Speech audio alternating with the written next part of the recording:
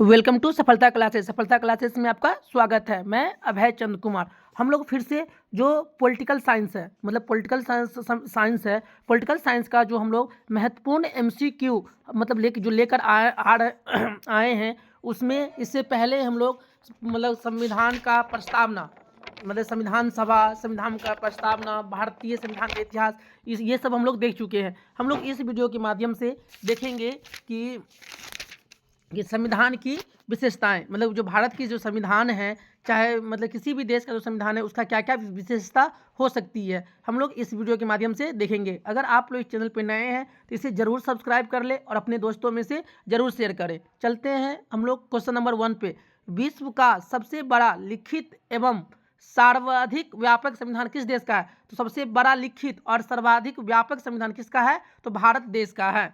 चलते हैं सुन पे। भारतीय संविधान कैसा है? तो ये अंशतः कठोर और अंशतः लचीला, मतलब थोड़ा कठोर भी है और थोड़ा क्या है, लचीला भी है।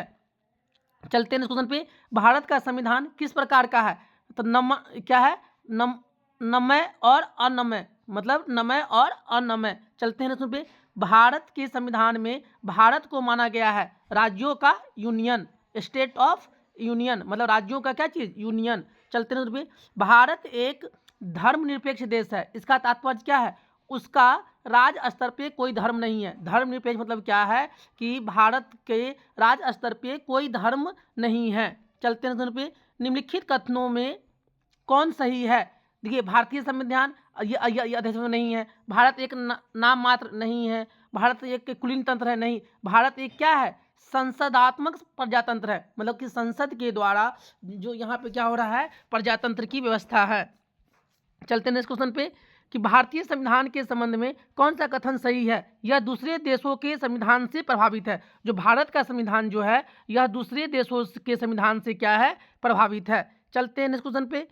निम्नलिखित में से कौन कथन सही है? भारत का संविधान भारत में संसदीय पद्धति की सरकार की व्यवस्था करता है, ये सही है। भारतीय संविधान द्वारा स्वतंत्र न्यायपालिका की स्थापना की गई है, ये भी सही है। भारतीय संविधान भारत में विधि के शासन की व्यवस्था करता है, ये भी सही है। तो मतलब उपरोक्त में से सभी सही है। चलते हैं पे। निम्नलिखित में से कौन सा कथन सही नहीं है? देखिए, भारतीय संविधान निर्मित, लिखित और सर्वाधिक व्यापक है, ये बात तो सही है। भारत का संविधान प्रभुत्व संपन्न, लोकतंत्रात्मक, पंथ निरपेक्ष तथा समाजवादी संविधान है, ये भी सही है। भारतीय संविधान में मूल अधिकारों को समाविष्ट किया गया, ये भी सही है। संविधान के प्रवर्तन के समय ही संविधान में नहीं, संविधान के जिस समय प्रवर्तन हुआ था उस समय मूल कर्तव्य शामिल नहीं था, यही बात क्या है, गलत है। चलते हैं सुन पे। निम्नलिखित में से कौन सा कथन सही है? भारतीय संविधान में कई विदेशी संविधान के तत्वों का समावेश किया गया है, ये बात सही है। भारतीय संविधान एकल नागरिकता, ये भी बात सही है। भारतीय संविधान वयस्क मताधिकार की व्यवस्था करता है, ये भी सही है। उपयुक्त में से सभी। भारत का संविधान है कैसा है? कठोर है, कम लचीला है और अधिक है, मतलब कठोर भी है, लचीला भी है, अधिक भी है। चलते हैं सुन पे। भारतीय संविधान का स्वरूप किस प्रकार का है? तो संरचना में संघात्मक, भावना में एकात्मक। ऑप्शन नंबर सी सही हो जाएगा। चलते हैं नेक्स्ट क्वेश्चन पे। भारतीय संविधान भावना में एकात्मक है क्योंकि केवल संसद को संवैधानिक संशोधन प्रक्रिया आरंभ करने का अधिकार है, यह बात सही है। कुछ स्थितियों में संसद को राज्य के लिए कानून बनाने का अधिकार है, ये भी सही है। अखिल भारतीय सभाओं के कारण, उपयुक्त में से सभी। चलते हैं सुन पे। भारतीय संविधान के संदर्भ में कहा जाता है कि ये क्या है, वकीलों का स्वर्ग। भारतीय संविधान क्या है, वकीलों का स्वर्ग है। चलते हैं सुन पे। भारतीय संविधान पर सबसे अधिक प्रभाव किसका पड़ा? तो भारत सरकार अधिनियम 1935 का। चलते हैं सुन पे। निम्नलिखित में से यह किससे निर्धारित होता है कि भारत का संविधान परिसंघीय है? केंद्र एवं राज्य के बीच शक्तियों का वितरण से ये मतलब होता है कि भारत की संविधान कैसा है, परिसंघीय है। चलते हैं पे। भारत में प्रजातंत्र इस तथ्य पर आधारित है कि जनता से सरकारों को चुनने तथा बदलने का अधिकार प्राप्त है। क्यों प्रजातंत्र है? क्योंकि भारत का प्रजातंत्र क्यों इस पर आधारित है? क्योंकि जनता से सरकारों को चुनने तथा बदलने का अधिकार प्राप्त है। भारतीय संविधान में है कितना, 350 से अधिक आर्टिकल्स। कितना है, जब संविधान बना था उसमें 395 अनुच्छेद थे, मतलब 350 से अधिक। चलते हैं इस क्वेश्चन पे। भारत में किस प्रकार की शासन व्यवस्था अपनाई गई है? तो ब्रिटिश संसदात्मक प्रणाली। भारत में कैसा व्यवस्था है? तो ब्रिटिश संसदात्मक प्रणाली। चलते हैं क्वेश्चन पे। भारतीय राजनीतिक व्यवस्था में इनमें से कौन सा सर्वोच्च है? तो कौन है? संविधान। चलते हैं क्वेश्चन पे। भारतीय संविधान के विरहद होने का क्या कारण है? इसमें संघ तथा राज्य दोनों सरकारों का संविधान है, इसीलिए क्या है? ये विरहद है, मतलब बड़ा है। चलते हैं क्वेश्चन पे। भारतीय संविधान का अभिभावक कौन है? तो सर्वोच्च न्यायालय। चलते हैं क्वेश्चन पे। भारत में वयस्क मताधिकार की उम्र सीमा क्या है? 18 वर्ष। पहले कितना था? 21 वर्ष। लेकिन 61वां संविधान संशोधन के द्वारा 61वां संविधान संशोधन के द्वारा ये 21 वर्ष से कितना वयस्क मताधिकार कर दिया? 18 वर्ष। ऑप्शन नंबर ए सही हो जाएगा। चलते हैं क्वेश्चन पे। भारतीय संघीय व्यवस्था की एक विशेषता है क्योंकि संविधान की सर्वोच्चता। चलते हैं पे। भारत के संविधान में संघीय शब्द की जगह किन शब्दों को स्थान दिया गया है? तो राज्यों का संघ। भारत के संविधान में संघीय शब्द की जगह पर क्या कहा गया है? राज्यों का संघ।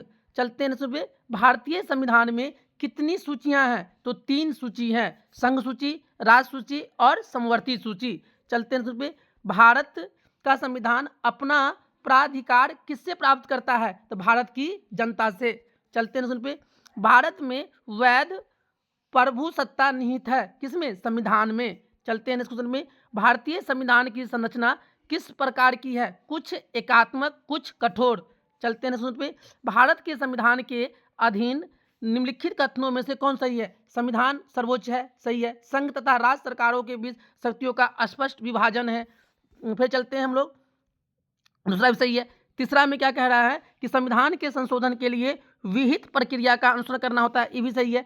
संघ के संसद तथा राज्य में विधान सभाएं संप्रभु है, ये बात क्या है? गलत है। मूल अधिकारों की परिधि को निम्नलिखित निर्धारित करने के लिए संविधान की उद्देश्यता का अवलंबन नहीं लिया जाता है, ये भी गलत है। तो 1, 2, 3 सही है। चलते हैं इस क्वेश्चन पे। लिखित संविधान का अवधारणा सर्वप्रथम कहाँ जन्म लिया? तो कहाँ पे जन्म लिया था? ये फ्रांस में। लिखित जो संविधान था इसका जन्म सबसे पहले कहाँ लिया था? ये फ्रांस में। चलते हैं इस पे। अध्यक्षात्मक शासन का उदय सर्वप्रथम किस देश में हुआ? तो संयुक्त राज्य अमेरिका में। चलते हैं नेक्स्ट क्वेश्चन पे। निम्नलिखित में से कौन सा एक भारतीय संविधान का दर्शन नहीं है? साम्यवादी राज्य। चलते हैं नेक्स्ट क्वेश्चन पे। देखिए ये कथन है और कारण है। भारतीय संविधान अर्ध संज्ञानात्मक है। भारतीय संविधान न तो संज्ञानात्मक है न ही एकात्मक है, दोनों सही है। ए और आर दोनों सही हैं। चलते हैं पे। इनमें से कौन सा भारतीय संघीय व्यवस्था में एकात्मक तत्व है? देखिए शक्तियों को विकेंद्रीकरण नहीं, शक्तियों का विकेंद्रीकरण नहीं है, केंद्रीकरण है। राज्योपाल की नियुक्ति, ये सही है। राज्यसभा में असमान प्रतिनिधित्व, ये सही है। और न्यायिक पुनर्विलोकन 2, 3, 5 सही है। चलते हैं उसमें। भारत में राजनीतिक व्यवस्था, भारत में जो राजनीतिक व्यवस्था है क्या है? यह एक लोकतांत्रिक गणतंत्र है, ये भी सही है। इसमें संसदात्मक रूप से सरकार है, ये भी सही है।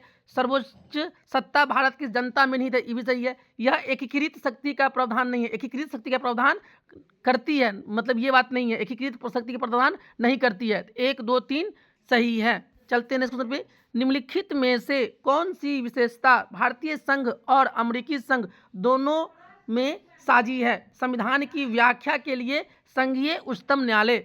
चलते हैं नेक्स्ट पे। निम्नलिखित में से कौन भारतीय राज्य व्यवस्था में सर्वोच्च है? तो कौन है? संविधान। चलते हैं नेक्स्ट पे। भारतीय संविधान का आप किस प्रकार वर्णन कर सकते हैं? विश्व के सबसे विस्तृत संविधान में से एक है। चलते हैं पे। भारत का संविधान मान्यता प्रदान करता है धार्मिक एवं भाषाई अल्पसंख्यकों को। चलिए चलते हम लोग अपने इस तरह से हम लोग जो मतलब इस वीडियो के माध्यम से जो संविधान का जो विशेषता था उसको हम लोग इस वीडियो के माध्यम से देखे हैं। अगर आप लोग इस चैनल पे नए हैं तो इसे ज़रूर सब्सक्राइब कर ले और अपने दोस्तों में से ज़रूर शेयर करें। Thank you for watching this video.